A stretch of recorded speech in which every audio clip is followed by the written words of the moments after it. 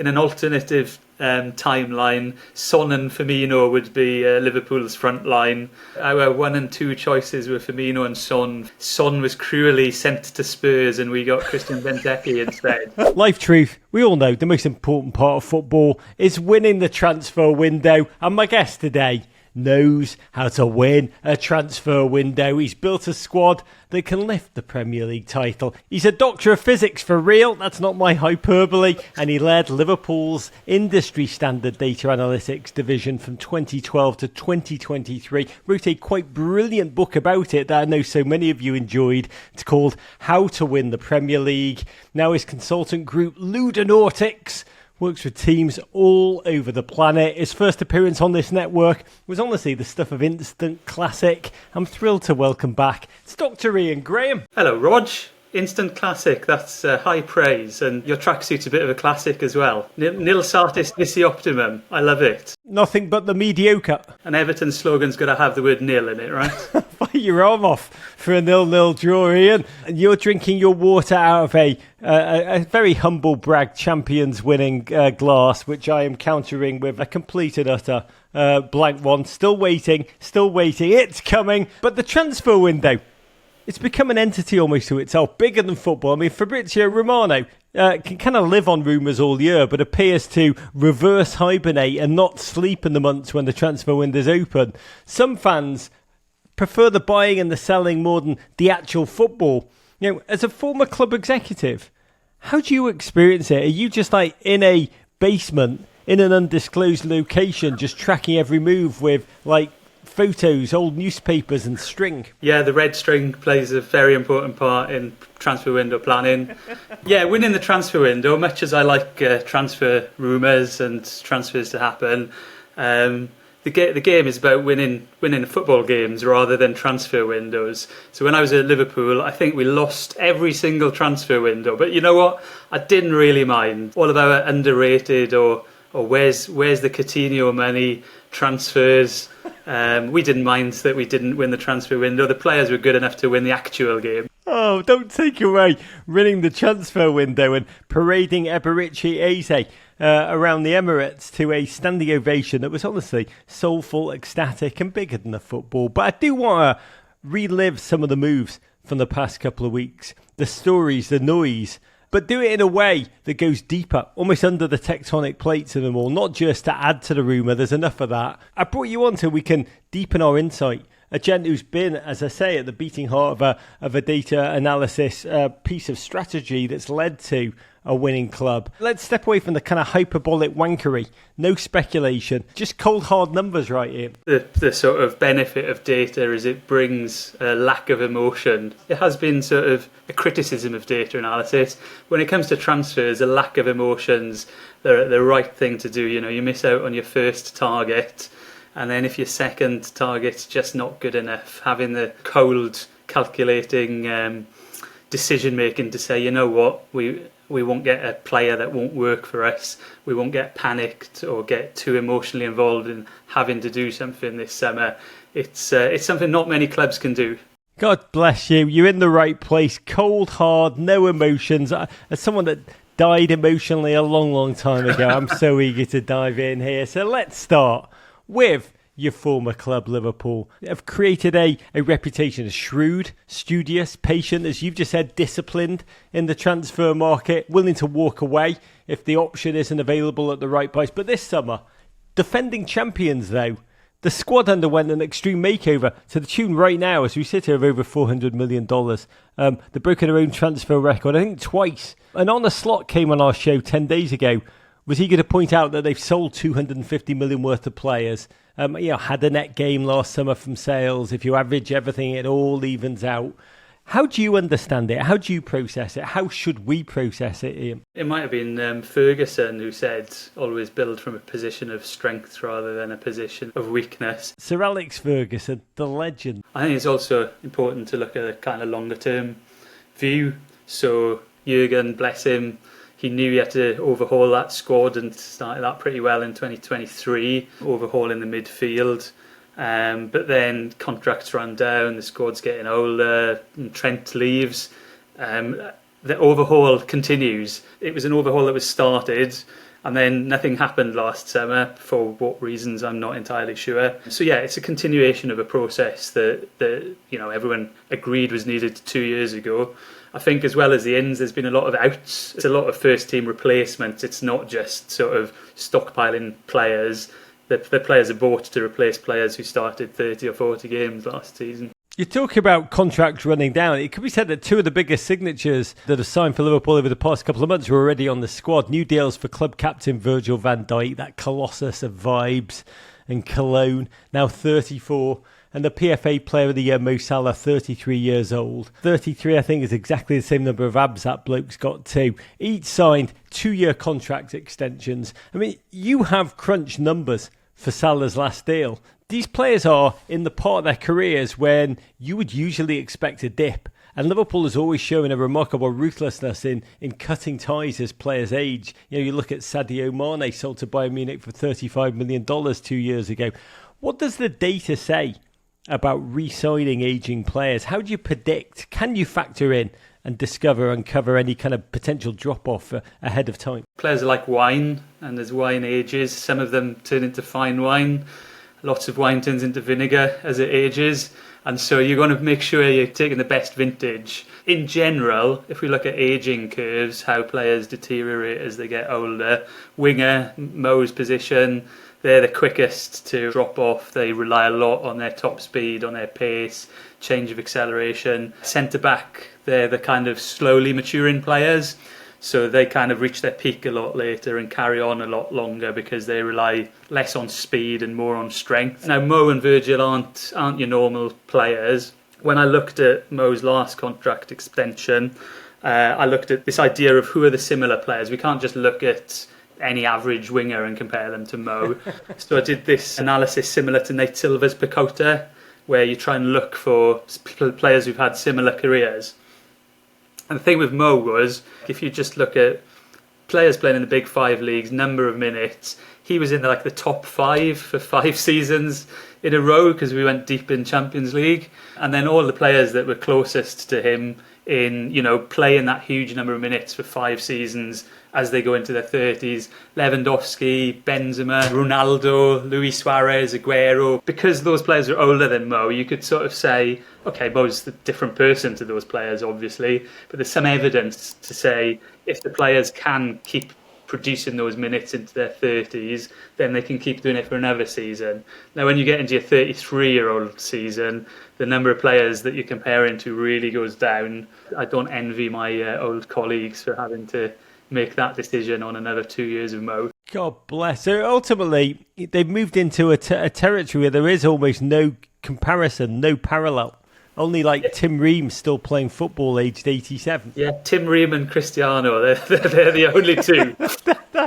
By the way, in human history, this is the first ever show where the words Tim Ream and Cristiano have been mentioned in the same sentence. That is data. But we'll talk about the brand new attack. I'm actually going to speak to Mo this week. I'm really interested to get his take on this. Florian Wirtz, in terms of the creativity, 145 million for the quite brilliant young schemer. But also joining him from the Bundesliga, the great human palindrome, Hugo Ekitike, 110 million in for Eintracht Frankfurt. And back when you were at the club, you signed a then slightly under the radar forward from the Bundesliga named Roberto Firmino. Proceeded to dazzle almost as much as his beautiful teeth did in the Premier League. And part of the reason you pushed for his signing was because you saw how well he'd facilitate 2 goal-scoring wide forwards in Mane and Salah with his selfless play. Ekitike is a very different player, or has been. He's much more direct. There's nothing false about his knowingness. He wants the ball. The runs he makes are to score, not to be a decoy. How does that difference change everything? The emphasis, the balance of the front three, the harmony, the focal point when you're doing an analysis and deciding how to bring players in? Ekitike is certainly a number 9, and Liverpool have lost the number 9 in Nunes, so he gives that option. I don't know if Slot prefers to play his 4-2-3-1 this season or if he sticks with 4-3-3. In that 4-2-3-1 that he used at Feyenoord, that does need a proper centre forward, and that's what Ekitike is. But as well as looking at players' position, you've got to look at how they interpret that position as well. Firmino, when he was a number 9, he never really played like a number 9. He's more of a number 10. And you started to see some of that combination play from Ekitike. You know, Ekitike's much more of a traditional number 9 than Firmino, but he can. It's not just shooting that he brings. He does bring a bit of interplay. So looking at, you know, the change in the team dynamics based on that change in role, that'll be something my old colleagues would have looked at, certainly. Liverpool have also revamped the back line, which makes me curious. You know, we've grown leaps and bounds in quantifying just how good attackers are. But defenders, particularly to fans, remain very much a black box. I know teams have started to keep their own data, often proprietary data. Some are rumoured to be using positioning data originally designed for missile systems, which shows you just how deep it is. Arsenal have built their own. And we've seen shrewd recruitment from them down the years to build one of the stingiest defences in the world. They yet to concede a league goal as we broadcast after the incredible array of 2 games to judge it on. But they have conceded the least in the Premier League 2 years in a row. You know, when data analysts sit down to decide, is this defender any good? How much should they be worth? How do they make decisions? Can you give us a peek behind the data curtain? Centre-back's the hardest position. Arsenal have done really well defensively. Doing an experiment of how many centre-backs they can get on the pitch at once. It's gonna make your defence look pretty good. Problem with defence is a lot of the most important stuff you do is off the ball.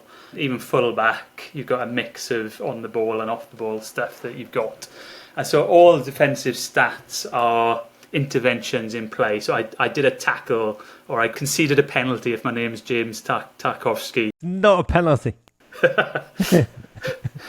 or I leaned slightly towards the ball.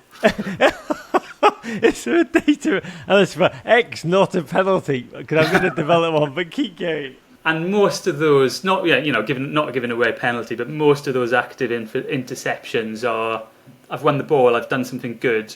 The crucial thing with defenders is what is done to them rather than what they do. So can we measure how many times that through ball goes past me, how many times I let that cross happen, how many times I don't clear and a shot comes in from my area of the pitch. And that's where the positional data is crucial, because without it, you're just guessing at where the players are. If you can see where the players are on the pitch, you've got an idea of which areas of the pitch they control, which attackers they're responsible for, and you can make a informed judgment about which defenders to blame. So as a defender, you're going to look stupid during the game. I'm sorry, that's part of being a defender. The data analyst's job is working out who to blame for the team looking stupid. The way you describe it, I once interviewed an offensive lineman in the NFL, and he said, ultimately, my name is called out 2 times during the game when the players are introduced at the beginning, and only when I make a mistake. And it feels very much like the way you're talking about it, it's in that same lonely realm. But when you say we can make an assessment, how accurate do you feel like that data-propelled assessment is? It's where data starts to collide with tactics, and you never really know if the coach has told them you have to mark the man, but that was a bad idea from the coach, or if the defender's lost position or lost his man. So there's always, I say judgment, really it's a judgment you make in writing your algorithm. But to give you an idea of what goes into that algorithm, we look at the space. So as a striker makes a run in behind, he kind of controls some of that space in behind the defensive line. You can kind of move each defender around or take them out of the pitch to say, you know, which defender was it that stopped this striker being in space, or which defender was it that allowed this striker to be in space. So you can kind of see the impact of each defender's position on how much he's allowing or how much he's preventing space behind for that striker to run into. The answer to that 7 times out of 10 is it was Michael Keane. I can't remember if I told you about this the first time we talked. The first time we ever looked at defenders with Spurs, Liam Ridgewell came out as the best defender in the Premier League because he was playing for Birmingham City. He made 10 goal line clearances, 10 tackles a game, 12 blocks and so on. But Birmingham City had conceded the largest number of goals. So it's kind of like, well, he's doing a lot of good stuff, but maybe he's partly responsible for some of the bad stuff that's happening. I think he had a late career renaissance in MLS. Liam Ridgewell via Portland Timbers. God bless Timber Joey. But essentially you're saying the early analysis kind of just worked out which defender could, quote, get stuck in. Exactly. Yeah. We've since learned the prevention is better than the cure. Ridgewell was great at the cure, not so good at the prevention. I'm listening to you, and it reminds me of going to Aston Villa when they just got promoted. And John Terry was an assistant coach running defensive drills. And the defensive drills kind of just consisted of him lining up the centre-backs and then having the ball just blasted in and around their genitalia while he screamed, "We block the ball with our body! We block the ball with all parts of our body!" It was the most English thing I had ever seen on a football training ground, and made it till the day. Get stuck in, Liam Ridgewell. But from the back to the front. And Arsenal, finally, did what every single newspaper editor in Britain has been screaming at them to do for years. Signed a proper number 9, Viktor Gyokeres from Sporting in Lisbon. Past 2 seasons, we all know the statistics. He's been bullying Portuguese all-comers. I think 97 goals in 102 games. But we'd never seen the 27-year-old perform in a top 5 league in the world for a sustained period. When you first started doing this work, Ian, you're kind of lucky if you could get 2 seasons of Premier League data, but by the time you left Liverpool, you had tracking data on 60 different leagues across the world. What I want to know is, how do you predict how performances translate from one league to another? When you're slapping down $75 million for a new striker, how do you understand, how can you be sure? Can you be sure that the goals that he scored in Europe will make it away across the channel with him? Yeah, lovely use of the word channel. I've not heard that one in a while. Delivering for you. How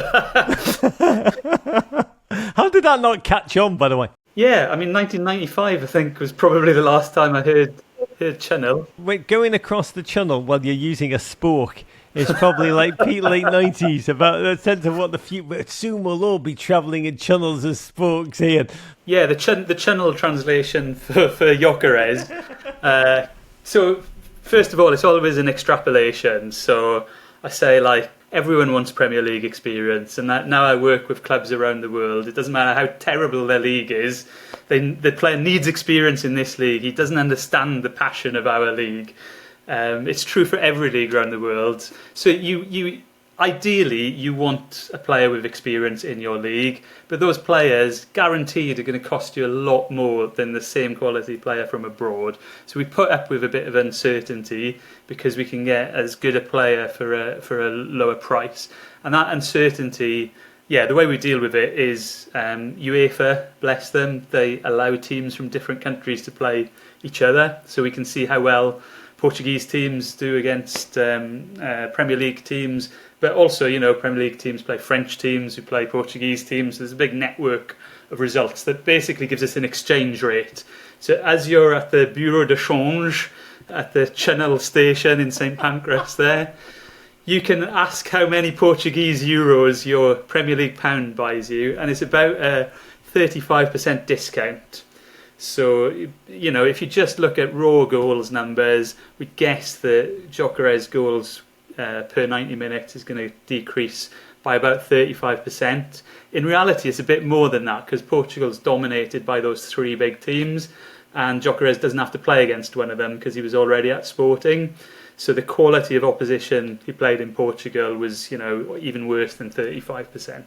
So if a striker scores 20 times in MLS, what's the goal conversion rate between MLS and the Premier League? How do you work that out? Off the top of my head, I think it's about 50%. Oh. So you're going to have to go a goal a game in the MLS to be a 1 in 2 Premier League striker. So like Suarez was a goal a game in Holland, and he went down to 0.4 goals per game in his first season. He's slowly increased that over the seasons at Liverpool. I like your answer a lot. I actually asked Mikel Arteta, I asked him what data point he'd use to be sure that Gyökeres could score in the Premier League as he had in Portugal. And then he goes, what data point? I was like, yeah. He goes, looking in his eyes, seeing the hunger. That was the data point on a Zoom, which I also just love. The eye to hunger ratio, it's a critical component in the algorithm as well. I'm not going to argue with Mikel. By the way, God bless Mikel Arteta, 2 games into the season, 2 goals. He was not wrong. I love that, the eye to hunger ratio. That's another one. When you work with Ludonautics, Future Football Club clients, this is what you get, that kind of instant creativity. Chelsea, Club World Cup champion team. 2 new strikers, Liam Delap and João Pedro. 2 new strikers so far. Each scored about the same rate as Nicholas Jackson last year, except Jackson did it well, underperforming his XG. Both Pedro and Delap overperformed theirs. We talk a lot about XG, mostly out of my mouth completely wrongly. It's meant to be the probability of the expectation of scoring from the position the shot is in. Often players have hot streaks, cold streaks. They do seem to come back to the average. But there's some players, Ian, Lionel Messi always finishes above his XG. He's just a better finisher than your average finisher. When you're looking at this from a data perspective analysis, how long do you wait for a guy like Nico Jackson or a Darwin Núñez to revert to the mean? And when do you just decide, you know what, this may be a below average finisher we have here? Yeah, finishing's a noisy business. If you want to make a good shot, no matter where on the pitch it is, you want to kick it hard and kick it away from the goalkeeper and on target as well. But that stuff is, it's host to a lot of things that aren't particularly repeatable. Maybe in this game you've got half a second less because the defender's half a step closer to you. And even though we've got like defensive positions to give better estimates of XG now, things like that, or the ball's come onto your foot a little bit quicker, or it's bounced a little bit too high. There's a lot of I call it that, like, noise is the statistical term, but it's stuff that's hard to measure and hard to repeat. So when you look at like number of shots that players get per 90 minutes, that repeats quite reliably season to season. XG repeats reliably season to season. So that's like a combination of number of shots and how good the position you're getting in for shots is. XG2, which is how well have you placed that shot, that's less repeatable season to season because of all of those little factors that can affect it. And then XG over performance, I just looked at Premier League strikers, one season to the next, 16% correlation. So, it's more or less dice roll whether you're hot one season and cold the next. Just to give a couple of examples, Heung-min Son, one of my favourite players. In an alternative timeline, Son and Firmino would be Liverpool's front line. You're telling me a story. Son Heung-min was almost a Liverpool player. The old much maligned transfer committee, our 1 and 2 choices were Firmino and Son for our 2 strikers, but Son was cruelly sent to Spurs and we got Christian Benteke instead. Yeah, and you were just like, Son Heung-min, Son Heung-min, Son Heung-min, and they're like, yeah, Christian Benteke's a unit.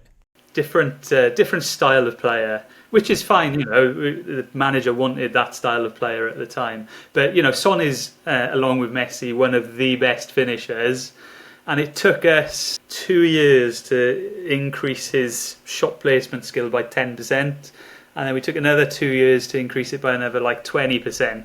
So like the best finisher, because it's such a noisy process and so few players can consistently do it, it took us a long time to upgrade him. And even, being the best in the world, he's kind of like 20-30% better at placing those shots. And similar with Darwin, he kind of just hovered around average for a while. He was hot in the season before Liverpool signed him, and he was cold afterwards. But that happens to lots of players. He's been cold for long enough that we have started to downgrade his finishing ability now. That's genuinely amazing. Benteke to Liverpool is what you get when you do the eye to hunger data point in the Zoom. Is that what you're telling me? Aye, his character.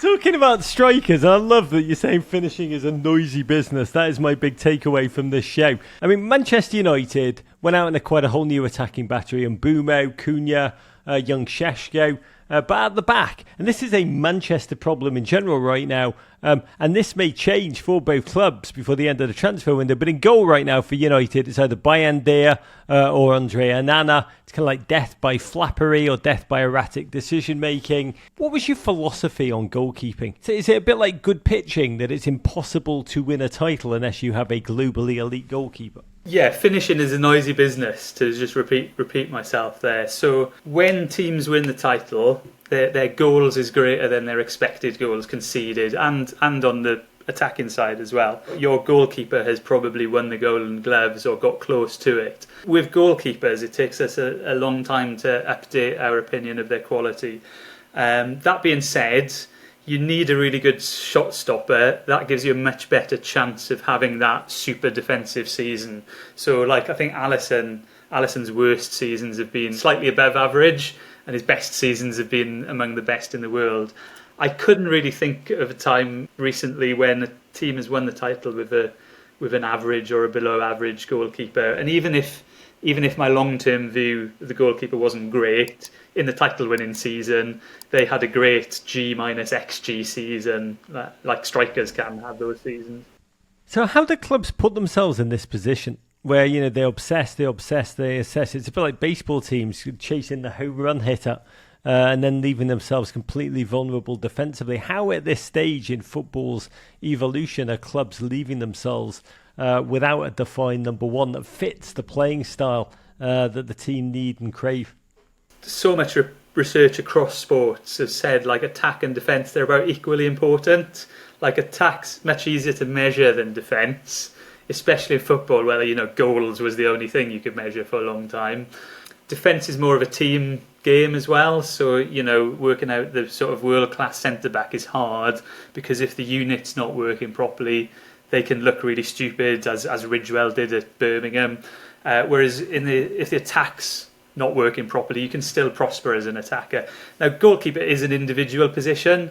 I think, like, with the goalkeeper as the 11th outfield player, like, too much emphasis is put on that playing out from the back. I got a great friend of mine, used to be a goalkeeping coach, is now sort of goalkeeper analyst.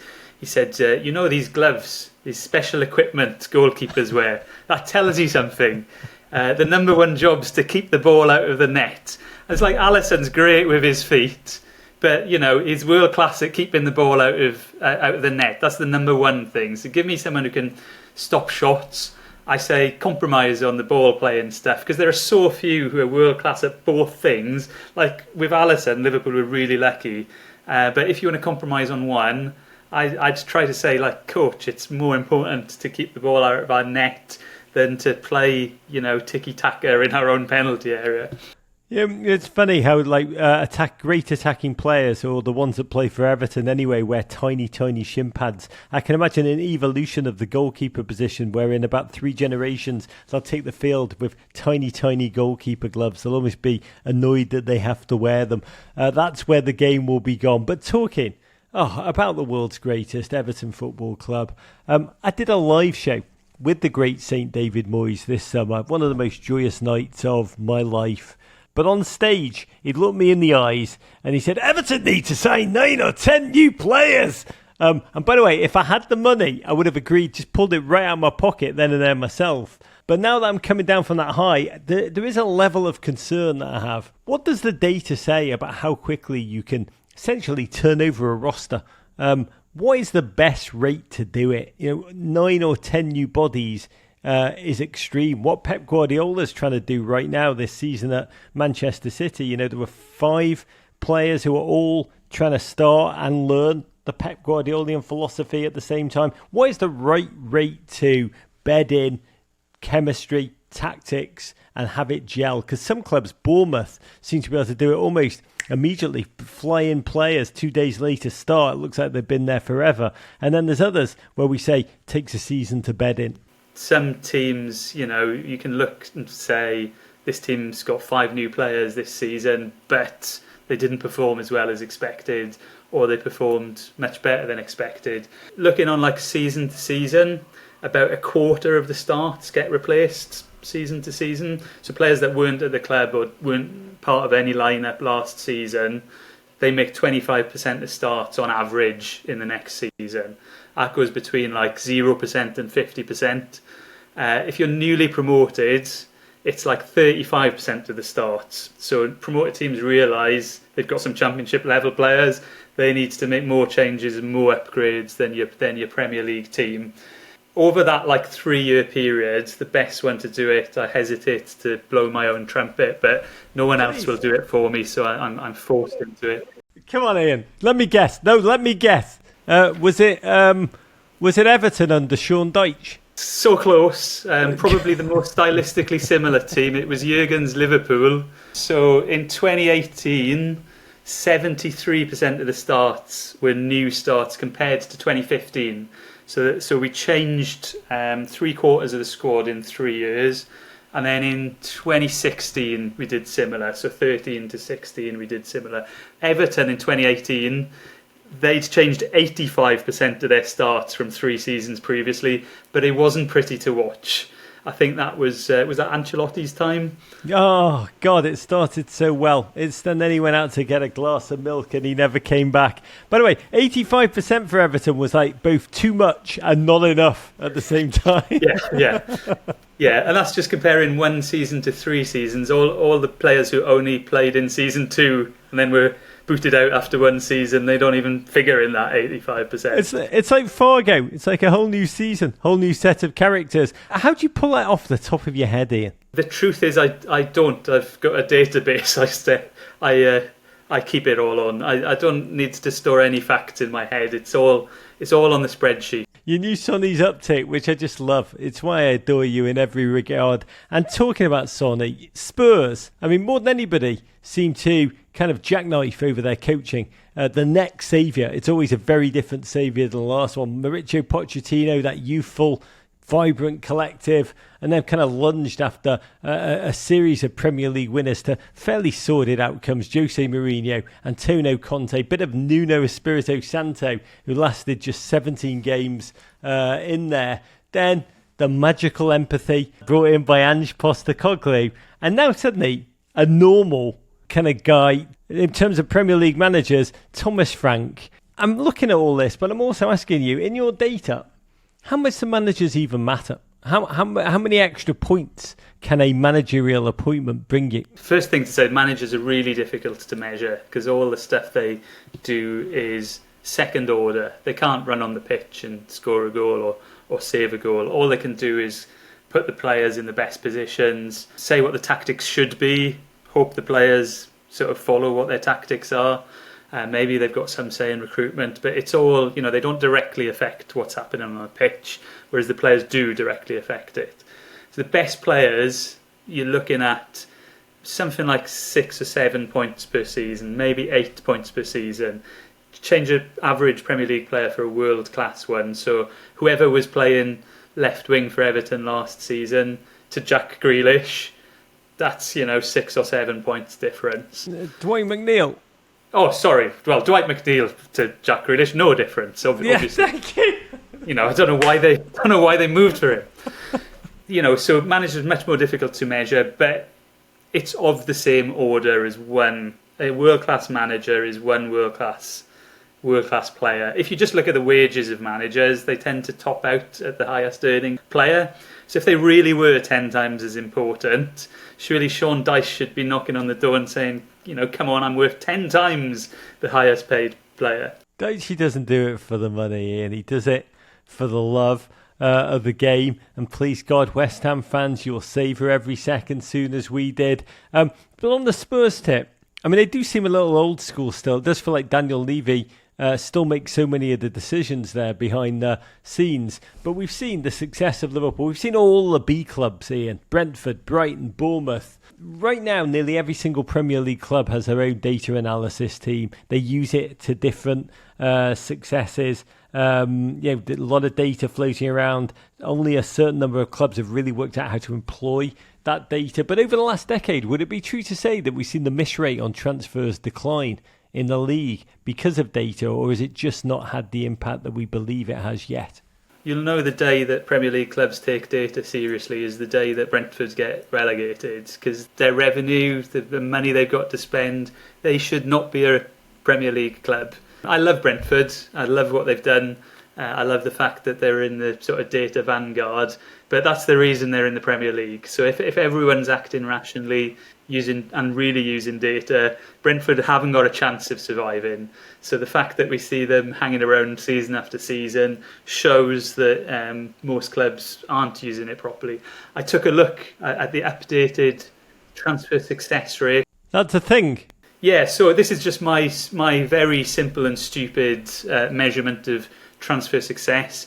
If a transfer comes in and he starts half the league games over the next 2 seasons, he's a success. So we don't even care if he's any good or not. He just has to get on the pitch. So over the past 10 years, 54% have failed.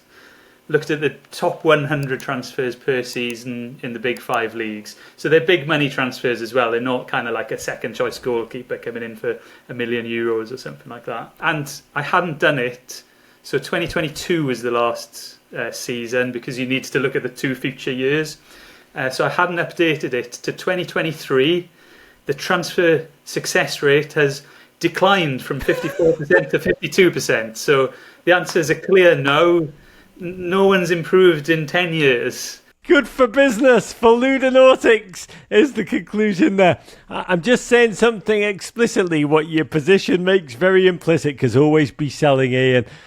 Couple of quick ones before we close. I do need to ask a couple of geographic questions. Thomas Frank added Kota Takai to Spurs this summer. I think Brighton brought in 2 Japanese players, taking the league total to 5 now. I think there's 9 Japanese players in the Championship. English clubs are signing more Japanese talent. Tell us why. Yeah, Japan, so for UK, it's a newish market. I think even like League One and Championship have got a lot of interest in Japanese players. It's a strange market. The players tend to come out a little bit older. I think a lot of them go to university before starting to become professional players. So maybe, 23 in Japanese years is actually 19 in Premier League years. So to do some sort of age adjustment on them. I'd expected to see like a lot more Japanese players in the big 5 leagues in the past few years, but it wasn't the case. So the difference is actually they used to all go to Germany, and now England's taken a lot of the best ones. So they're getting shared around the top European leagues rather than just going to Germany. Which was the case in the sort of early 2010s when like Kagawa went, for example. What's the exchange rate on the Japanese league go? Oh, don't know that off the top of my head. It's I think we rate it below MLS. Whoa. God bless. Get on it, which is a lovely pivot. Yeah, we've got Matoma, famously with his thesis on dribbling. America clearly needs more academia diving into footballers. But what's happened to America? No one wanted our players for decades, and around 2018, our young talents became super coveted. They came over almost en masse. But now there's just 4 in the Premier League this season. I think Tyler Adams, Brendan Aronson, Anthony Robinson, Chris Richards. None are elite starting attacking players.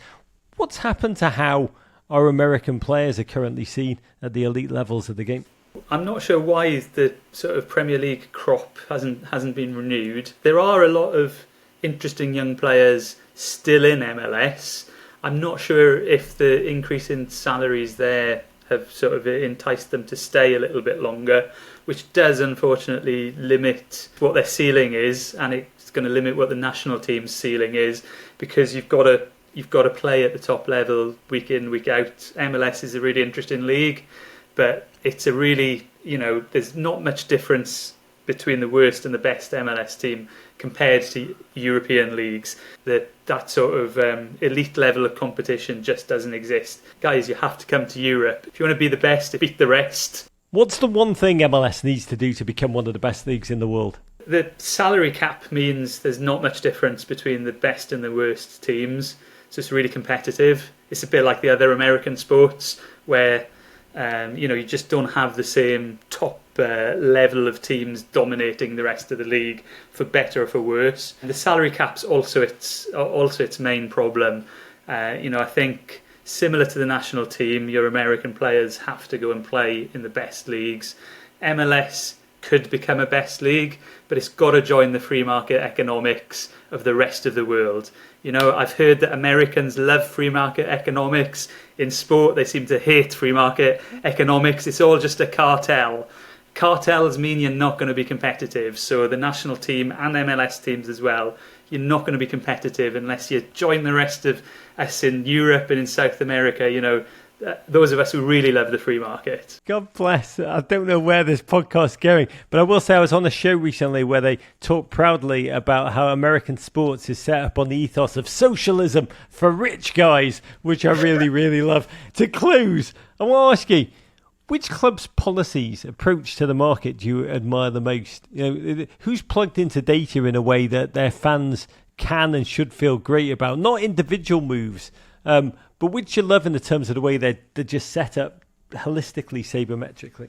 Yeah, it's really, really boring answer to this. Obviously, I've got a vested interest, all my old colleagues. They returned to Liverpool. I think I was the only one that didn't return, so I know they do things properly. And, I wish they'd spent this sort of money when I worked there. But I do wish the new signings the best. And then Brighton and Brentford, they're the sort of two boring answers. Everyone knows they do things really well. I think in Germany, Leverkusen and Dortmund, they've got a really high hit rate and a really high hit rate of young players as well, especially taking young English players in the case of Dortmund. In the Premier League, I think Arsenal have got a really high hit rate over the past few years. I don't know what Arsenal's parameters and what their goals are, but just thinking back to like Fenway's goals, the two things Arsenal haven't hit yet for me is sales. So if you look at net spend, Arsenal way outspend Liverpool. Similar gross spend, but Liverpool still make profit on player sales, which Arsenal don't. And they've gone old this season. So, I hear John Henry in my ear saying you're not allowed to sign any old players. So they're stocking up problems for the future. 31-year-olds on massive money who have lost a yard of pace. Maybe, they've got a great data analysis department. Maybe Gyökeres and Eze, they've done the same sort of work I did on Salah and said these lads can continue till they're 44. We're all good. I met the head of Arsenal's data analysis team. It was Win the Dog. I've got complete faith in Win the Dog and their decision making. Ian also told me he wasn't going to say this publicly, but he said Everton was the team he admired most. But we'll move on to the last one because I want to go widest of all. In a sport where might makes right so often, and the final table has a direct correlation with the Excel spreadsheet, the investment, the dollar. Should data give us hope? Because ultimately, it's kind of the greatest level, a smart recruitment. That's the stuff that Cinderella stories are made of. Yeah, the whole point of Moneyball is, more bang for your buck. It's not about improving performance. It's how much does it cost you to get that one extra point. You can sort of assemble world superstars for huge amounts of money, or you can try and do it cheaper. If you want to do it cheaper, you have to try and find something that other clubs have missed, or something about the player that means that they're not an obvious superstar. So data is a leveler in that way. Eventually, if everyone uses data, then the richest clubs are going to have the most well-stocked data departments, which I think might have happened in baseball already. Knowing the football business, I think we've still got a good 20 years of terrible spending. We've still got a 54% failure rate. So for the medium term, data can be a great leveler, yeah. Oh, Ian, I'm raising my glass to 20 more years of terrible spending, which is good for business. I've got to thank you. I don't know if I should thank you or curse you for adding some pure data-driven reality to every single listener, every single fan's dreams. Either way, it's been an incredible pleasure. I learned so much from talking to you. My big takeaway from this one, finishing, it's a noisy business. Thanks so much, man. My pleasure, Rog. It's been great to talk to you again. Big love. Courage.